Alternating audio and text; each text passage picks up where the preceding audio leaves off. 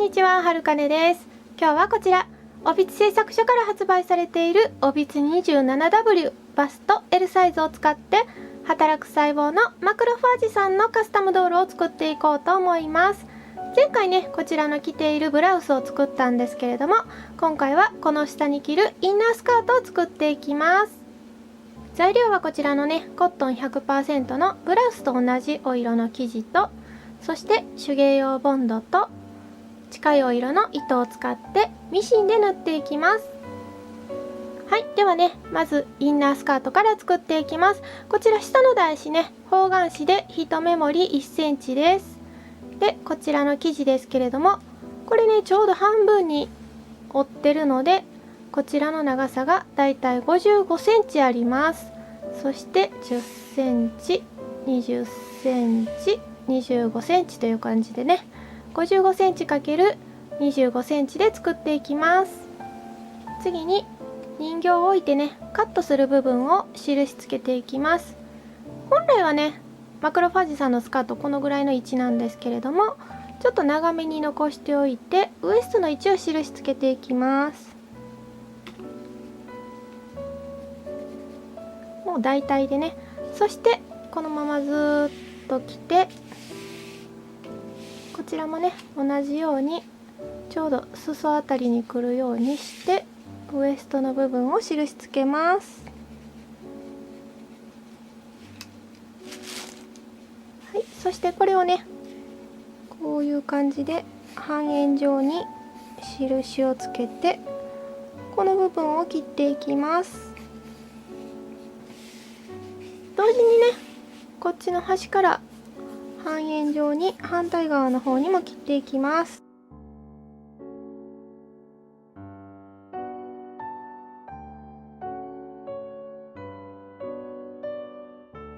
そしたらさらにね、だいたい3センチ幅ぐらいの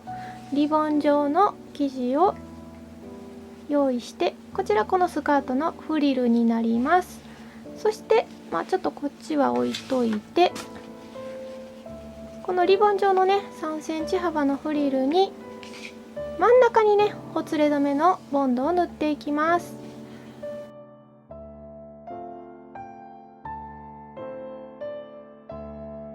はい、そしてボンドがね乾いたら半分に切っていきます。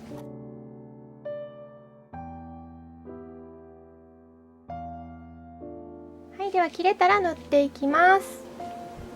小さな半円側がウエスト側なので、こちらをね大きな波縫いで縫ってギャザーを寄せていきます。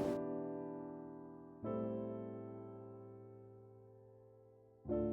ャザーが縫えたらね、一度人形にこう合わせてみて、こういうねへこみができないようにギャザーを調節していきます。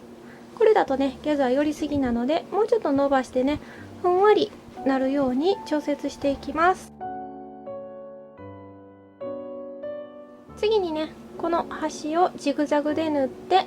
ほつれ止めをしてから、このねギャザーのままこちら側へ少し折り込んで、こうね折り込んで端処理していきます。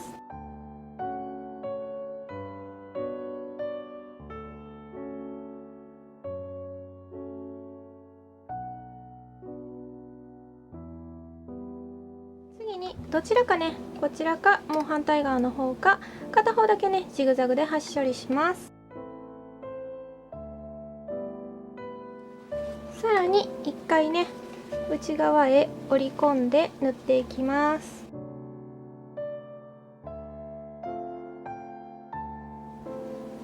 そしたら次ね、またもう一度人形にフィッティングさせていきます。こちらね、端処理した側を人形の方にこうくっつけて、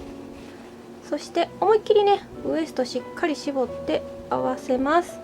そしてこの重なる部分からね1センチほど先を止めて、よいしょ、そして裾をね合わせて、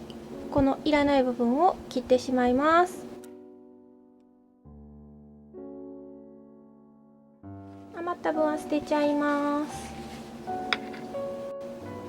はい、そしたらね、こちら側、切った側も端処理してマジックテープを縫い付けていきます。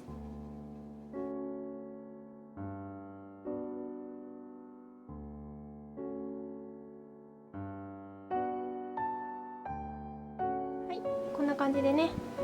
縫えたらサイド人形にフィッティングさせてみて、長さをね調節していきます。ちょっと長いんでね4センチぐらいカットしていきます。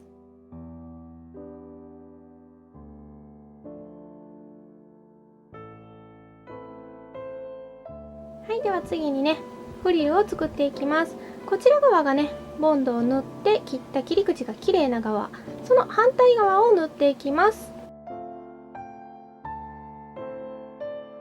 はい、そしてフリルを寄せました。多すぎずね少なすぎず適度な大きさに調節したら、次はスカートに縫っていきます。こちらのね縫い目が見えてる方が裏側で、反対側の表側にこれをね、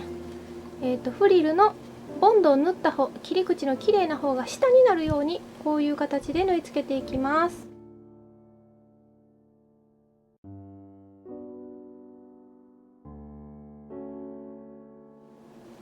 フリルがね縫えたら、この余分な部分ね少し5ミリほど残して両方とも切り落としてしまいます。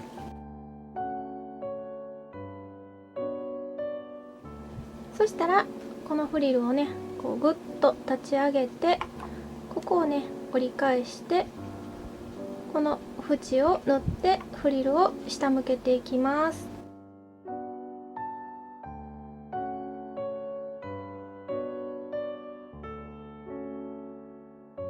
はい、これでインナースカート完成です。この上にねエプロンドレスを着せるので前開きにしてあります。そしたらねこのマジックテープの部分エプロンドレスに隠れて見えなくなるんでね。はい、こんな感じでねやっとスカートができたのでヘッドもつけてみました。次回はねこちらのエプロンドレスとあとお帽子を作っていきたいと思います。最後までご視聴いただきありがとうございます。できたらグッドボタンとチャンネル登録と、あと Twitter とか Instagram でのお友達へのシェア、ぜひぜひよろしくお願いします。それではまた次の動画でお会いしましょう。バイバーイ。